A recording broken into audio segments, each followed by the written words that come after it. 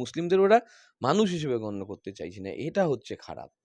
অর্থাৎ তারা মনে করছে তারা রোহিঙ্গা, তারা অনুপ্রবেশকারী, তারা উইপোকা, এইভাবে মানুষকে সেকেন্ড ক্লাস সিটিজেন বানিয়ে হিন্দু মুসলিমের খেলাটা করছে। ভয়টা ওদের নয়, ওরা ভয় দেখাচ্ছে যে তোমরা আমাদেরকে ভোট দিয়ে থাকো, নয়তো তোমাদেরকে কিন্তু আমি যে কোনোভাবে ভারত থেকে তাড়ানোর ব্যবস্থা করব।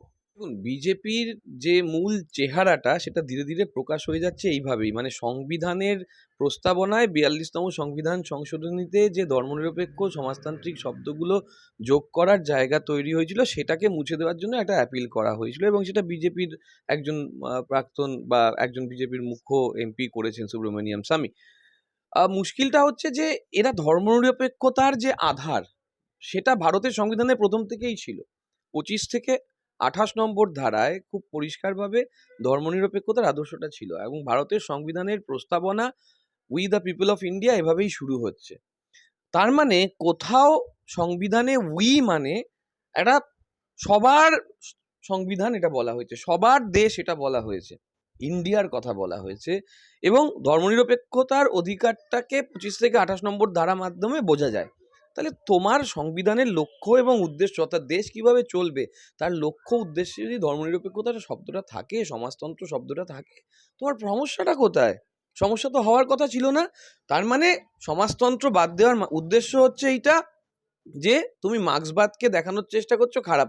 মার্ক্সবাদের অনেক খারাপ আছে, সিপিএম এর মতন খারাপ দল হয় না, কিন্তু সমাজতন্ত্রে যে রাষ্ট্রের দায়বদ্ধতা নেওয়ার প্রসঙ্গ, রাষ্ট্র জনগণের কল্যাণের কাজ করবে, ওয়েলফেয়ার মেজার নেবে, এটা তো অস্বীকার করা যায় না। তার মানে এই সরকার কি চাইছে পুঁজিবাদ একদম মাথার উপর চেপে বসুক এবং আদানি আম্বানিরা এরাই চালাক? দেখলে তো আদানির কি অবস্থা হয়ে রয়েছে, যে আদানি মানে মার্কিন দেশ থেকে একটা হুলিয়া জারি হচ্ছে আদানিকে নিয়ে, তারপর স্টক কিভাবে পড়ে গেল সেটাও খেয়াল করলে। আর ধর্মনিরপেক্ষতা মুছে দেওয়ার উদ্দেশ্য হচ্ছে যে হিন্দু রাষ্ট্র বানানোর একটা প্রক্রিয়া করা। ফলে কোনোভাবে বিজেপির কোনো নেতা এটা নিয়ে বিরোধিতা করেনি, বরঞ্চ তারা এটাকে প্রমোট করছে, কারণ বিজেপিরই একজন নেতার এটা করা প্লি। এখান থেকেই বোঝা যাচ্ছে যে বিজেপির মূল বিষয়টাই হচ্ছে আরও বেশি ক্রনি ক্যাপিটালিজমকে সামনে নিয়ে এসো, ক্যাসিনো ক্যাপিটালিজমকে কাছে নিয়ে এসো, তার সঙ্গে সঙ্গে গিগ ইকোনমিকে প্রসার করো, যাতে সমাজতন্ত্র না থাকে, রাষ্ট্রের দায়িত্ব না থাকে, আরও বেশি বেসরকারিকরণের জায়গা। আবার একই সঙ্গে ওর মূল উদ্দেশ্য হচ্ছে সমাজের যে আধার, রক্তের সম্পর্ক, মানবিকতার সম্পর্ক, তারা বলে অখণ্ড মানবতাবাদের কথা, বিজেপির আদর্শ অখণ্ড মানবতাবাদ, কিন্তু বিজেপি অখণ্ড মানবতাবাদের বদলে যেটা বিশ্বাস করে সেটা হচ্ছে মানুষে মানুষে ভেদ করো, জাতিতে জাতিতে ভেদ করো, বর্ণে বর্ণে ভেদ করো, মহিলা পুরুষে ভেদ করো। আচ্ছা বলো তো, মহিলার ক্ষেত্রেও যদি বলি, বিজেপির একটা জাতীয় প্রেসিডেন্ট মহিলা কোনোদিন হয়েছে? কেউ নাম বলতে পারবে? জীবনে পারবে না। স্বাভাবিকভাবেই বোঝা যাচ্ছে এরা সবসময় একটা পুরুষতান্ত্রিক, কর্তৃত্ববাদী, হিন্দুত্বের মুখোশ পরা একটা বিচ্ছিন্নতাবাদী দল। এই বর্তমান বিজেপির এই সমস্যার জন্য মানুষে মানুষে বিভাজন বেড়ে যাচ্ছে, ভয়ের প্রসঙ্গ বেড়ে যাচ্ছে, হিংসা বেড়ে যাচ্ছে, দ্বন্দ্ব বেড়ে যাচ্ছে, যেটা কিন্তু সমাজে একটা অস্থিরতা তৈরি করছে।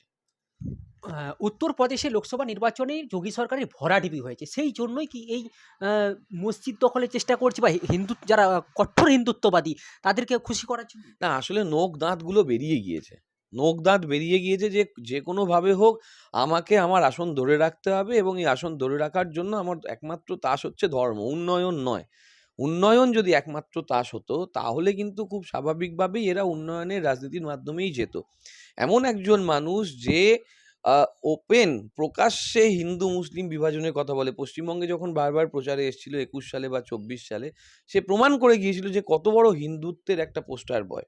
সেটা নেগেটিভ হিন্দুত্ব। হিন্দুত্বের যে মূল আদর্শ, যেখানে সবাইকে নিয়ে থাকার কথা বলা হয়, একান্ত মানবতাবাদের যে মূল আদর্শ যেটা বিজেপি গ্রহণ করেছে বটে কিন্তু মানে পালন করতে পারেনি, সেটা বলা হয়। হিন্দু ধর্ম কিন্তু মানে ইনক্লুশনের কথা বলে, এক্সক্লুশনের কথা বলে না। হিন্দু ধর্ম সবাইকে নিয়ে চলার কথা বলে। ফলে সেই হিন্দুত্বের নাম করে যারা মানুষে মানুষে বিভাজন করছে সেটা ওই যোগী আদিত্যনাথ প্রমাণ করে দিচ্ছে। এবং মুশকিল হচ্ছে, তুমি উত্তরপ্রদেশের বিভিন্ন প্রান্তে যাও, আচ্ছা কিছু মনে করো না, এখন যদি আমার এখন এই মুহূর্তে হার্ট অ্যাটাক হয়, কোনো মুসলিমের রক্ত আমার বডির সঙ্গে ম্যাচ করে, আমি একজন ব্রাহ্মণ উচ্চ শ্রেণীর মুখোপাধ্যায়, যদি আমার মনে হয় যে আমার ওই ওই ওই মুসলিমের রক্তের সঙ্গে আমার রক্ত ম্যাচ করলো, আমার হার্ট অ্যাটাক হয়েছে, আমার রক্ত দরকার, আমার স্ত্রী কি বলবেন ওই মুসলিমকে, ভাই তুমি রক্ত দিও না, তুমি মুসলিম, তাতে আমার বর মরে যায়, মরে যাক? তা নয়। আমার বউ বলবে, "তুমি যেই হও ভাই আমার বরটাকে বাঁচাও।" উল্টোটাও হবে। মুসলিমের প্রয়োজনে আমিও দাঁড়াবো। ফলে এইভাবে তো আমরা বড় হয়েছি। এইভাবে তো আমাদের বাংলার আদর্শ আমাদের শিখিয়েছে বিবেকানন্দ, রবীন্দ্রনাথ, কাজী নজরুল ইসলাম সবাই তো আমাকে এইভাবে শিখিয়েছে যাতে করে আমি ঐক্যবদ্ধ থাকতে পারি। তাই পশ্চিমবঙ্গে ওরা পেরে উঠছে না। এবং পেরে না উঠে ওই শুভেন্দু, সুকান্ত এরা সব বিশেষ করে শুভেন্দু পাগলা রাজা, ওই পাগলা রাজা শুভেন্দু যা তা করার চেষ্টা করছে। মানে বেশি আমরা দেখেছি বেশিরভাগ ক্ষেত্রে যে বলে হিন্দু খাতরে মে হ্যায়, লেকিন এই বিজেপির হাতে কি ঠিকা দেওয়া হয়েছে যে হিন্দুকে ইয়ে করার জন্য? এক্সাক্টলি আমি সেটাই বলছি যে বিজেপি হিন্দুত্ব বাঁচাবে আর তৃণমূল করবে না। আমি তো পৈতে পড়ে থাকি, আমি ঠাকুরকে নিয়ে থাকি, আমার পৈতে রয়েছে, আমি পরিষ্কার পৈতে নিয়ে থাকি, আমি ব্রাহ্মণ, আমি হিন্দুত্ব, আমার বাড়িতে ৩ বেলা পুজো হয়। কই আমার তো কোনো সমস্যা হচ্ছে না কোনো মুসলিমের সঙ্গে কথা বলতে, কোনো মুসলিমের সঙ্গে চা খেতে, কোনো মুসলিমের সঙ্গে কাঁধে কাঁধ মিলিয়ে ছবি তুলতে, তা তো আমার অসুবিধা হচ্ছে না। অসুবিধা তাদের হয় যারা ভয় দেখানোর রাজনীতি করে। অসুবিধা তাদের হয় যারা মনে করে যে আমি যদি মানুষের ঐক্যবদ্ধ রাজনীতির কথা যাই, আমি যদি উন্নয়নের রাজনীতির কথা যাই, আমি টিকতে পারবো না। কারণ আমি তো উন্নয়ন কিছু করি না, আমি তো ফলস প্রমিসে চলি। আজকেই দেখবে ওই লাডলি বেহেনা নিয়ে একটা বড় প্রসঙ্গ এসছে, যেখানে মহারাষ্ট্রে যে লিস্ট করেছে সেই লিস্ট অনুযায়ী বলছে যে লাডলি বেহেনা সবাইকে নাও দেওয়া হতে পারে। একটা সম্ভাবনা তৈরি হয়েছে। ফলে এখান থেকেই তো প্রমাণ হয়ে যাচ্ছে যে ওরা যে কথা বলে আর যে কাজ করে ২ এর মধ্যে আকাশ পাতাল পার্থক্য। আর তৃণমূল কংগ্রেস যে কথা দেয় সেই কথা প্রতিনিয়ত রেখে যায়। মানে বিজেপি যে করবে তার জন্যই সুযোগ সুবিধা। তাও নয় তো, সেটাও তো সমস্যা। সেটা যদি হতো তাও তো কিছুটা বিজেপি কর্মীরা ভাবতো। কিন্তু তুমি ভালো করে ভেবে দেখো, আলিদা, এই বিজেপির আলিদা আছে যে উত্তরবঙ্গের লোক, পশ্চিমবঙ্গের এখনো মুখপাত্র হিসেবে কাজ করেন। আলিদার অবস্থা ভাবো তো। বিজেপির তো ওই মুসলিম আলিদাও রয়েছে। কিন্তু সেই আলিদার অবস্থান এমন যে আলিদা মুখ ফুটে দুটো কথা বলতে পারে না। কারণ শুভেন্দু বলে দিয়েছে মাইনরিটি সেল তুলে দেবে। কোথাও গিয়ে এ কথা খুব পরিষ্কার হচ্ছে বিজেপি যারা করে তারাও কিন্তু শান্তিতে নেই। যাদের কাছে প্রচুর টাকা আছে, যাদের কাছে বিশেষ আছে, মানে ময়ের যে বিভিন্ন রূপ আছে সেইগুলো আছে, তার ওপর নির্ভর করছে বিজেপি। বিজেপি কখনো গ্রাসরুট কর্মী যারা পুরনো বিজেপি ছিলেন, যারা প্রকৃত প্রস্তাবে বা বিজেপির মতন মানে কংগ্রেসের বিরোধিতা করে রাজনীতিতে এসছিলেন, অটল বিহারী বাজপেয়ী বা পরবর্তীকালে আডবাণীজি এদের মাধ্যমে যারা রাজনীতি শিখে এসছিলেন, তারা আজকে কোথায়? রাহুল সিনহাকে দেখা যায়? নেই। বা আরো অন্যান্য যারা ছিলেন সেই সময়কার রাজনীতিবিদ তাদের দেখা যায় না। আজকে যারা দেখা যায় তারা শুধু হিন্দু মুসলিম, হিন্দু মুসলিম করে এবং ওই হিন্দুত্বের পোস্টার বয় হয়ে যাচ্ছে। ফলে বিজেপি করলেই যে বিজেপির লোকেরা সুবিধা পাবে তা নয়। তারা ওরা ১০ টা মাথা নিয়ে চলছে অ্যাকচুয়ালি, রাবণের ১০ টা মাথা। একদিকে কামিনী কাঞ্চন, একদিকে শুভেন্দু অধিকারী, একদিকে শুভেন্দু অধিকারীর বলে ভাই, ভাই অধ্যাপক সুকান্ত মজুমদার কিন্তু আখেরে ভাই নয়। একদিকে হচ্ছে অনুপম, একদিকে হচ্ছে ওই ওই ওই যে যে রাজ্য সভাপতি যুব সভাপতি ছিল সৌমিত্র খাঁ, একদিকে হচ্ছে তোমার অমিতাভ বাবু, একদিকে মানে এরকম বিভিন্নভাবে ওরা বিভক্ত। দিলীপ ঘোষ। দিলীপ ঘোষ তো ইদানিং বলেও দিল যে ওদের অনেক পরিবর্তন করতে হবে, অনেক কিছু সমস্যা আছে। ফলে বঙ্গ বিজেপি বিশেষ করে যে দুরবস্থার মধ্যে দিয়ে যাচ্ছে সাংগঠনিক ক্ষেত্রে, ওরা বুঝতে পেরেছে যে যতই রাজোরিয়ারা থাকুক, বাজাজরা থাকুক, লাভ ওরা করতে পারছে না। তার কারণ ওরা মানুষের সঙ্গে নেই। ওরা মানুষের পাশে নেই। আর তৃণমূল কংগ্রেস উল্টো দিকে প্রতিনিয়ত মানুষের সঙ্গে রয়েছে। প্রতিনিয়ত মমতা বন্দ্যোপাধ্যায় যে আদর্শে আমাদের দীক্ষিত করেছেন সেখানে মানুষের পাশে থাকা, মানুষের সঙ্গে থাকা, মানুষের হয়ে কথা বলা, তাদের বিপদে পাশে থাকা, এইভাবে আমরা চলি।